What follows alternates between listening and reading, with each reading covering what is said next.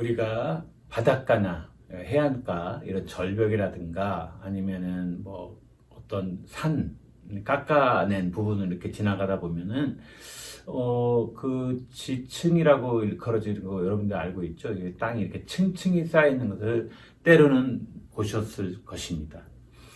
이런데 가끔 가다 보면 쉽지는 않지만 우리 동해안 지역이라든가 태백산 이런 데 가면 또 그 안에 옛날에 살았던 생물의 흔적인 화석들을 또 찾아볼 수가 있습니다. 어떻게 해서 이렇게 소위 지층이라고 하는 것, 땅이 형켜이 쌓인 것, 이런 것이 어떻게 해서 이루어져 있고, 또 쌓여만 있는 것이 아니라 그것들이 좀 왜곡이 돼 있거나 이런 경우도 있잖아요. 그 다음에 어떻게 또 이 안에 생물의 흔적이 자리를 잡을까라고 하는 그런 지층이라고 하는 것과 화석이라고 하는 것에 대해서 알아보도록 하겠습니다. 자, 먼저 지층이라고 하는 것이 뭘 뜻하는가? 지층은 말뜻 그대로 땅지자, 층 이런 의미죠. 그러니까 자갈이나 모래, 진흙 등이 지표에 차곡차곡 쌓여서 층을 이루는 것을 지층이라고 하는데, 단 여기서 무조건 쌓였다고 지층이 아니라 이렇게 쌓이는 걸 퇴적이라고 그러냐. 이런 퇴적물이 쌓여서 굳어져서 암석이 되어야만이 지층이라고 이렇게 얘기할 수가 있는 것입니다. 그러니까 무조건 뭐 이렇게 쌓아놨다? 그 지층이 아닌 거죠. 뭐가 돼야 된다? 암석이. 그래서 퇴적암층에 이렇게 연속으로 지층을 이루는 각 단위 퇴적암을 한 층 이렇게 얘기를 하는 거고요. 이렇게 쌓여 있어가지고 각각의 단위층이 쫙 이렇게 된 걸 우리가 층리 구조다 이렇게 이야기를 하고 있습니다. 일반적으로 차곡차곡 쌓이다 보니까 지층은 초기에 형성이 될 때는 이렇게 수평으로 형성이 되는겠죠. 그거를 지층 수평의 원리다. 그런데 이제 여기 왼쪽 그림에 보면은 수평한 지층이 있고 이렇게 사층이라고 해가지고 기울어진 지층이 있고 그 다음에 막 굉장히 휘어져 있는 지층이 있고 또 끊어져 있는 지층이 있죠. 그러니까 이렇게 차곡차곡 쌓여 있던 것들이 어떤 변화를 받으면 즉 지층 수평의 원리가 무너지지는 않았겠지만 기울었다고 했다면 이거는 뭔가 지각 변동이 있었다라고 하는 것을 우리가 짐작할 수 있는 거죠. 그 다음 지층은 누중의 원리가 또 작동이 되는데요.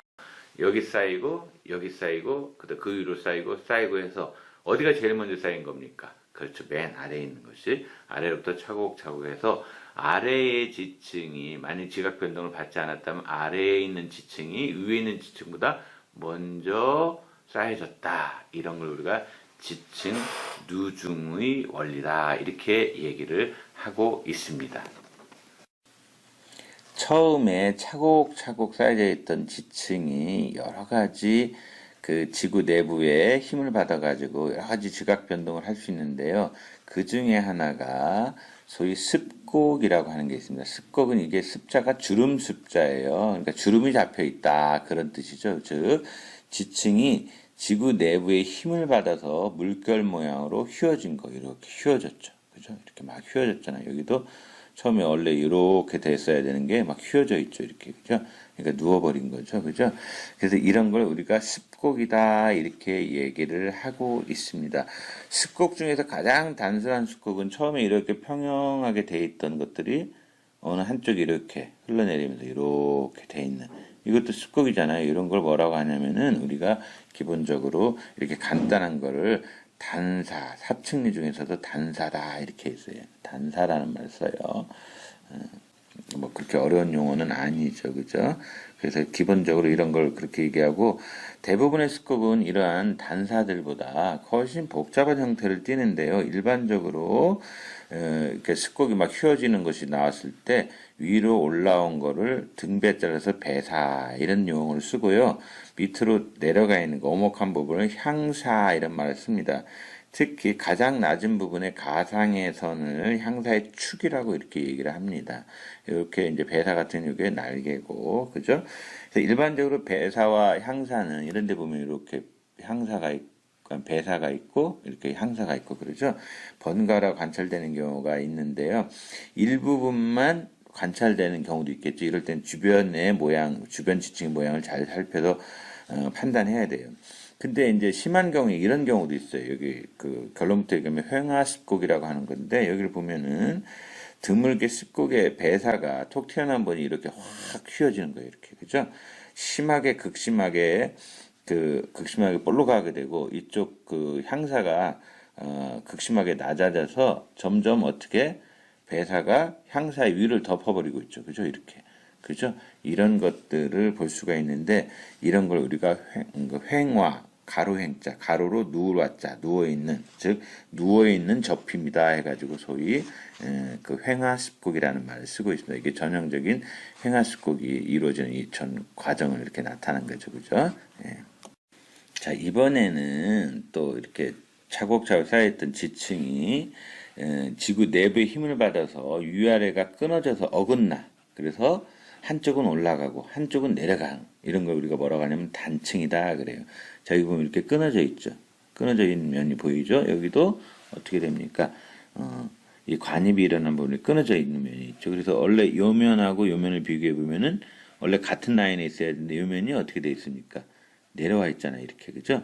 또 요 면하고 요 면을 비교해 보면 어때요? 요 면이 이쪽 면이 어떻게 돼 있어요? 올라가 있잖아요. 그죠? 그 단층면은 여기가 단층면이고 그죠? 이렇게 단층면이 있고 자 보통 단층의 구조는 여기서 볼 수 있는 것처럼 끊어진 면을 우리가 단층면이다라고 하고 지표면과 단층면이 그 단층면이 만나는 선을 여기를 단층선이다 이렇게 얘기를 하고 있습니다. 단층이라는 생긴 급경사 이거를 절벽을 뜻하는 단층애라고 부릅니다. 자 여기서 굉장히 중요한 게 이렇게 끊어진 면이 이렇게 있었잖아요. 끊어진 면이 있었을 때 그 두 개 중에 어딘가 위층에 있는 그 단층면을 우리가 단층면보다 위쪽에 있는 거를 그 상반 아래쪽에 있는 걸 하반이다 그러는데 이걸 구별하는 방법은 이 그림을 보시면 우리가 딱 어디에 섰다 그러면은 그 단층면 그 여기에 그 경사 이 끊어진 부분의 경사 앞에 이제 이런 데 쓰는 거죠. 이런 데 쓰는 거죠. 딱 섰다 했을 때에 머리 쪽에 있는 부분이 상반이다 이렇게 생각하면 돼요. 발 아래에 있는 부분이 하반이다.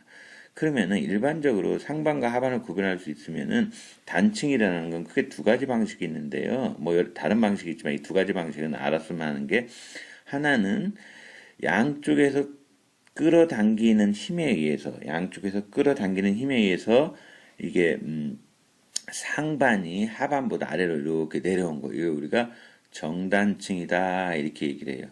그 다음에 양쪽에서 미는 힘에 의해서 밀어붙이면서 어떻게 됐어요? 상반이 하반보다 올라가 있잖아요. 그죠? 이 끊어지면은 여기하고 여기를 비교해 보면 되죠. 그죠? 그러니까 상반이 내려온 거고 여기도 여기하고 여기를 비교해 보면 어때요? 상반이 올라간 거잖아요. 이런 걸 우리는 역단층. 상반이 그러니까 옆으로 잡아당기는 힘에 의해서 상반이 내려간 걸 정단층. 양쪽에서 미는 힘에 의해서 어떻게 상반이 올라간 거를 역단층이다 그래요. 자, 그러면 이 두 가지 그림을 봅시다. 여기에서는 여기 사람이 서 있다고 치면 여기 사람이 서 있다고 치면은 머리 부분이 경사면에 서 있으면은 머리 부분이 뭐라고 그랬어요? 상반이라고 그랬잖아요. 그러니까 상반이 여기서는 어떻게 된 겁니까? 예? 어떻게 된 거예요? 요 부분하고 요 부분을 비교해 보면 알잖아요. 그죠? 요 부분하고 요 부분을 비교해 보면 상반이 내려왔어요? 올라왔어요? 내려왔죠? 즉 뭐에 해당하는 겁니까? 요거에 해당이 되는 거예요. 그러니까 바로 뭐예요? 요거는 정단층을 나타내는 거죠. 그 다음에 오른쪽 사진은 어때요? 지금 역시 사람을 이렇게 했을 때 경사면에 서 있다 그러면 어디가 상반이에요? 그렇죠? 이쪽이 역시 상반이죠. 이번엔 상반이 어떻게 됐어요? 끊어진 면을 중심으로 위로 올라갔죠? 그러니까 뭘 말하는 거예요? 이거는 그렇죠. 역단층을 말하는 겁니다. 역단층. 자, 단층에 대해서 우리가 잠시 알아봤습니다. 다음에 화면을 보고 얼마나 잘 알고 있는지 판단해 봅시다. 자, 퀴즈. 무슨 단층일까요? 단층 일단 찾았나요? 어디 있어요? 그렇죠. 여기가 단층이죠. 이렇게 단층이 있습니다.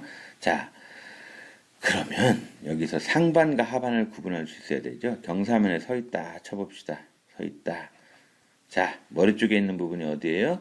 그죠? 이쪽 부분이죠. 이게 상반. 그 다음에 발 아래 있는 부분 오른쪽이죠. 이게 뭐예요? 하반. 그죠? 하반. 결국에는 상반이 하반 밑으로 가 있나요? 위로 가 있나요? 자, 이 선하고 했으면 상반이 하반 밑으로 내려와 있죠. 그죠? 그럼 결국 이건 무슨 단층이에요? 그렇죠? 정단층의 한 종류라고 우리가 판단할 수가 있겠습니다. 자, 구분할 수 있겠죠? 퇴적물이 쌓여가지고 이 퇴적물이 받는 물리화학적 작용을 우리는 속성작용이라고 합니다. 그럼 어떻게 해서 퇴적물이 퇴적암이 되는가? 그 과정을 보면은 잘 그려놨죠? 1번부터 8번까지 번호를 매겨놨네요. 그죠? 자, 1번. 햇빛이나 비, 바람 등에 의해서 암석이 부서지죠? 풍화작용을 받은 거죠. 그래서 바위가 작은 돌로 부서지고, 그 다음에 더 작은 자갈이나 모래가 됐고, 그러다 보니까 이제 흐르는 물이라든가 이런 데에서 운반이 되면서 강이나 바다 같은 데 쌓이게 되겠죠. 그러면서 새로 쌓이는 퇴적물에 의해서 계속 눌러지겠죠. 그죠? 계속 눌러지면서 퇴적물이 다짐작용과 소위 교결작용이 일어나요. 다짐작용이라는 건 뭐냐면은 퇴적물이 쌓이게 되면 아무래도 이제 무거운 걸 이렇게 누르니까 하중을 받을 거 아니에요. 하중에 의해서 다져지게 되면서 이때 퇴적물 사이에 공간이 있었을 거 아니에요. 그걸 우리가 공극이라고 그러죠. 이 공극의 크기가 작아지고 동시에 마치 시멘트나 풀칠 뭐 해가지고 딱딱 붙이듯이 이런 것들을 딱딱 붙이는 거를 우리가 단단하게 연결하는 걸 교결작용이다 이렇게 얘기를 하는데 지하수가 이제 이런 퇴적물 사이에 있는 그 작은 구멍인 공극을 통과하게 되면서 지하수 속에 녹아있는 규산분이라든가 규산가루, 그 다음에 석회가루, 석회분, 철가루 등이 침전되면서 공극 사이에 채워지고 그러면서 이 퇴적물을 단단하게 연결해주는 그거를 우리가 교결작용이라 그래요. 그러니까 다짐작용과 교결작용에 의해서 퇴적물이 퇴적암이 되는 것을 우리가 알 수가 있습니다. 자, 우리가 교과서에는 퇴적물의 정의를 물이나 바람으로 부서진 자갈, 모래, 진흙 등이 운반되어 쌓인 거 이렇게 설명을 해요. 그러다 보면은 마치 퇴적암은 암석 조각이라든가 광물로만 이루어져 있다고 생각하는 경우가 있는데 이런 것들 이외에 만들어진 퇴적암도 있어요. 자, 퇴적암에는 어떤 종류가 있을까요? 그래서 우리가 잘 알고 있는 걸로 쇠설성 퇴적암이다. 쇠설이라는 말은 깨어진 부스러기거든요. 그러니까 풍화작용에 의해서 깨어진 부스러기, 즉 쇠설들이 쌓여서 된 거를 우리가 쇠설성 퇴적암이다. 이렇게 이야기를 합니다. 자갈이 주를 이루고 있다면 여감, 사암이 주를 이루고 있다면 사암, 모래가, 그 다음에 아주 작은 모래가 이루어졌으면 미사암, 그 다음에 진흙이 이루어졌다면 진흙리자를 써가지고 이암, 이렇게 이야기를 하고 있습니다. 그 아래 보시면 아시겠지만 일반적으로 알갱이 크기가 2mm 이상인 거, 2mm 이상인 거를 우리는 뭐라고 하냐고, 그렇죠? 여감이다 그래요. 그 다음에 16분의 1에서 2mm 사이, 요거를 뭐라고? 사암이다 이렇게 얘기하는데 만약에 16분의 1 정도 되면 이건 뭐 미사암에 가깝겠죠? 그럼 진흙이 쌓인 것을 이암이다 이렇게 얘기를 해요. 이암 중에서는 기본적으로 여기 Q에다가 쉐일이라고 하는 게 뭐냐 이랬잖아요. 이암 중에서 쉐일이라고 하는 것을 우리가 또 생각할 수가 있는데 일반적으로 이암 중에서 쉐일은 얇은 줄무늬나 한쪽 방향으로 잘 깨지는 암석을 쉐일이라고 불러요. 그래서 만약에 여러분들이 지질조사를 갔다 지질조사용 망치로 암석을 충격을 주었을 때 깨지는 것이 어떤 방향성을 갖는다. 방향성. 그러면은 이건 뭐라고 생각하면 돼요? 이거는 쉐일이다. 이렇게 생각하면 돼요. 이 쉐일층에 석유 같은 것들이 이제 갇히게 되는 거죠. 그죠? 그래서 기본적으로 규칙성을 가지고 방향성을 가지고 깨진다 그러면 쉐일. 덩어리 모양으로 불규칙하게 분리되면 이암. 이렇게 생각하면 됩니다. 그 다음에 퇴적암의 종류 중에서 이제 화학적 퇴적암이라고 하는 것도 있는데요. 화학적 퇴적암은 유기물이나 무기물의 광물질이 용액 속에 녹아 있다가 침전돼서 만들어진 거예요. 대표적인 걸로 예를 들자면 암염, 그러니까 바닷물이나 호수물의 증발에 의해서 만들어진 암염, 그죠? 대부분 암염은 한 성분의 광물로 되어 있어요. 그 다음에 이제 처트라고 하는 것도 있죠. 처트는 미세한 석영 결정들, 미세한 석영 결정들이 그 석영 결정들이 이제 그 이루어진 것들이 석영이라든가 아니면은 극히 치밀한 퇴적암이에요. 얘네들은 조개 껍질 모양으로 깨지는 특징이 있습니다. 그래서 원시인들이 즐겨 썼던 공구 제작에 유용하게 썼던 것이 바로 이 처트라고 하는 겁니다. 처트. 그 다음에 유기적 퇴적암이다라고 하는 것이 있죠. 유기물로부터 생긴 거니까 유기물이라고 하는 건 뭡니까? 생물로부터 비롯된 거죠. 생물로 비롯된 퇴적물이라든가 아니면 높은 유기물 함량을 가진 퇴적물이 굳어져 가지고 만들어진 암석이에요. 유기물에 의한 퇴적암으로는 가장 유명한 게 산호초 내에 서식하는 산호나 해조류 같은 것들이 생화학적 작용으로 방해석의 침전으로 이루어진 방해석으로 이루어진 석회암이 있고 또 규조토, 석탄, 그러니까 석탄도 유기적 퇴적암에 속한다는 거 알고 계시면 되겠습니다. 자, 보통 화산 활동의 결과 이제 마그마가 분출되면서 식어서 형성된 암석을 흔히 화성암이다 이렇게 우리 교과서에서 이제 소개하고 있는데 여기서 끝나버리면은 학생들이 화산 활동에 의해서 생긴 모든 암석은 다 화성암으로 알 수 있어요. 꼭 그런 것만 아니에요. 화산 활동의 결과 그 잘게 깨진 부스러기들 이런 것들에 의해서도 퇴적암이 생길 수가 있어요. 그런 걸 우리가 화산 활동에 의한 화산 쇠설성 물질들에 의해서 생긴 암석에서 화산 쇠설성 퇴적암이다 이렇게 얘기할 수가 있어요. 여러분들이 흔히 제주도 가면 볼 수 있는 것들인데요. 예를 들자면은 화산탄 크기의 암석들이 퇴적 쌓여가지고 생긴 그런 걸 우리가 집괴암이다 이렇게 얘기를 합니다. 그런가 하면은 화산도 작은 자갈 크기들이 있잖아요. 이런 자갈 크기들이 주로 퇴적돼서 만들어진 것을 우리가 화산 강력암이다. 강력암이라는 여감이 그 자갈역자라고 그랬잖아요. 이제 모가난 각이 있는 여감이다. 이런 걸 강력암이라고 하거든요. 근데 그게 근원이 화산 자갈이다. 그러면 화산 강력암. 그 다음에 화산재 크기의 알갱이, 화산재니까 아주 미세하겠죠. 이런 알갱이가 주로 쌓여가지고 된 걸 우리가 응해합니다. 이렇게 이야기를 하고 있습니다. 결국 화산 활동으로 의해서도 퇴적암이 생길 수 있다. 이거를 알면 되겠습니다. 퇴적암 하면은 항상 화석하고 fossil이라고 하는 화석하고 같이 따라가 붙습니다. 그러니까 화석이라고 하는 것은 지질시대에 살았던 생물의 몸체나 흔적, 발자국도 됩니다. 흔적이 암석이나 지층 속에 남아있는 걸 우리가 화석이다 이렇게 얘기를 해요. 화석은 아무데나 막 생기는 것이 아니고 화석이 잘 생기는 조건들이 있겠죠. 기본적으로 어때야 됩니까? 지표면에 뭐가 있어요? 퇴적층이 형성이 되어야 돼.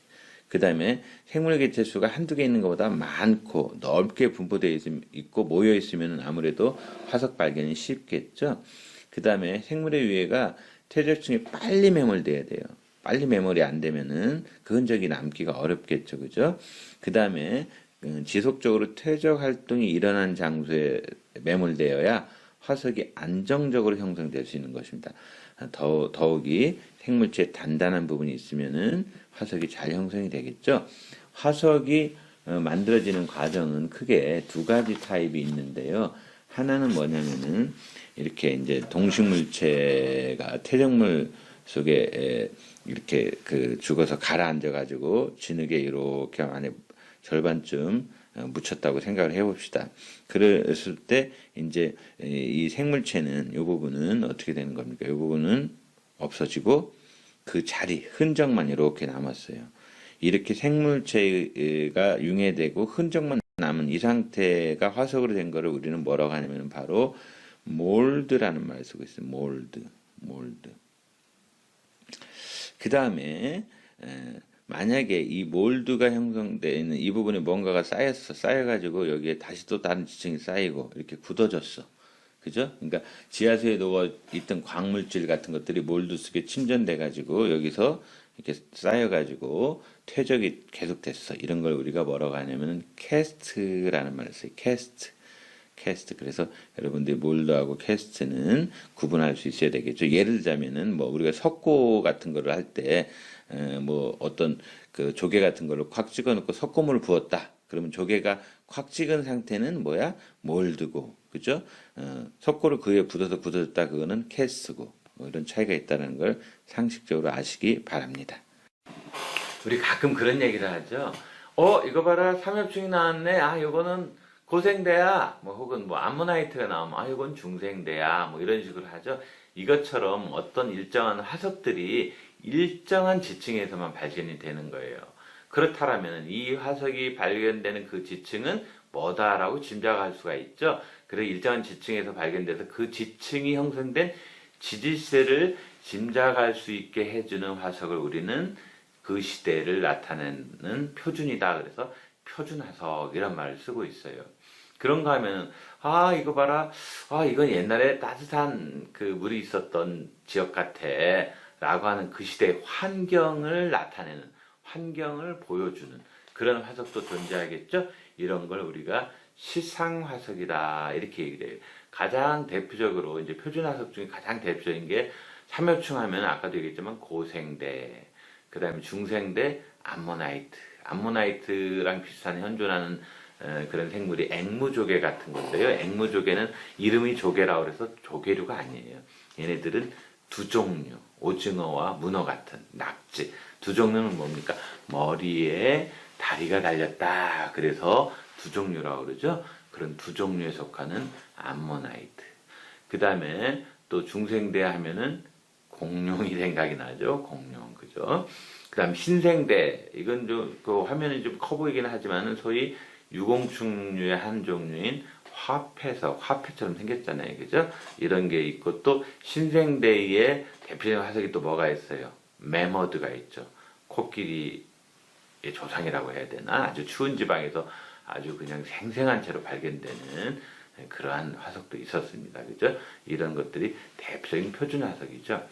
시상 화석의 가장 대표적인 예로 많이 드는 게 산호입니다. 산호가 사는 곳은 현존하는 산호들은 대개 따뜻한 난류가 흐르고 수심이 어느 정도 되고 뭐 일정 정도 뭐 몇 미터 이내고 따뜻한 난류가 흐르는 곳에 산호가 많이 사는데, 산호는 사실 동물이잖아요.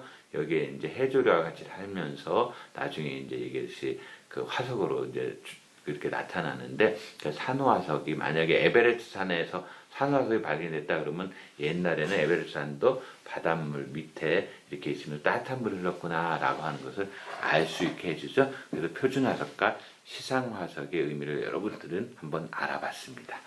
교과서에서 태저감, 지층, 화석이 만들어지는 과정을 설명할 때 꼭 지질시대라는 용어를 사용하고 있지만은 사실은 지질시대에 대한 내용이 그냥 막 넘어가고 있죠. 그래서 지질시대에 대해서 한번 소개해보는 시간을 가져보려고 합니다. 지질시대라고 하는 것은 지구가 탄생한 46억 년 전부터 인류가 빙하기를 이겨낸 인류가 문명을 시작하게 되는 약 1만 년까지, 이때를 우리가 지질시대다 이렇게 얘기를 하고 있고, 지질시대는 시간에 따라서 여기서는 이연이라는 거는 안 나타내고 그냥 기, 이 밑에 세라고 하는 것도 있는데 거기는 빼고 대와 기 정도만 한번 소개를 해보도록 하겠습니다. 흔히 46억 년에서부터 5억 4천만 년 전까지를 흔히 선캄브리아대다 이렇게 얘기하면서 고생대의 캄브리아기가 되면은 이때 그 생물들이 대폭발이라고 그래요. 생물의 대폭발. 그러니까 엄청난 숫자의 생물들이 늘어나는 그런 걸 우리가 뭐라고 하냐면은 캄브리아기다 그래요. 그러다가 고생대의 오르도비스키 이때 지나면서 요 사이에 최초의 생물체 대멸종이 있었어요. 5번의 대멸종을 우리가 한번 볼 텐데요. 그 다음에 두 번째는 대본기하고 석탄기 사이에 한번 있었고, 고생대에 이제 척추동물, 물고기나 이런 애들이 출현하게 되죠. 그 다음에 중생대로 넘어가기 전에 세 번째 멸종, 그죠? 이때 삼엽충이 다 멸종한 걸로 되어 있습니다. 그죠? 네 번째 멸종, 쥐라기로 넘어오게 되면서 있죠. 그죠? 중생대를 우리가 흔히 공룡의 시대다. 그렇게 이제 공룡의 시대다. 스필버그 감독이 아마 우리나라에서 태어났다면 백악기 공원을 만들었을 거예요. 스필버그 감독은 쥐라기 공원을 만들었잖아요. 그 얘기는 우리나라에 출연하는 공룡은 대개 백악기 공룡들이다. 그 다음 중생대에서 신생대로 넘어오게 되면서 5번째 대멸종이 있었습니다. 지금 이제 신생대 제4기에 속하는데요. 신생대 4기까지 표현이 되어 있는데요. 기본적으로 이제 포유류 시대가 온 거고, 그죠? 혹시 뭐 인간의 환경 파괴라든가, 그 다음에 기후변화에서 혹시 6번째 대멸종이 오는 것은 아닌가라고 하는 의견들도 있습니다. 아무튼 고생대, 중생대, 신생대로 이끌어지는 그러한 지지시대를 한번 잠깐 알아봤습니다.